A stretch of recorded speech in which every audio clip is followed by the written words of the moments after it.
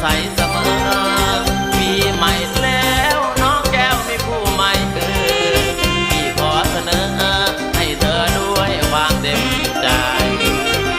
เด้อฟังแกแน่เป็นไผนอนที่เปลี่ยนของเก่ารอสิบเด้อ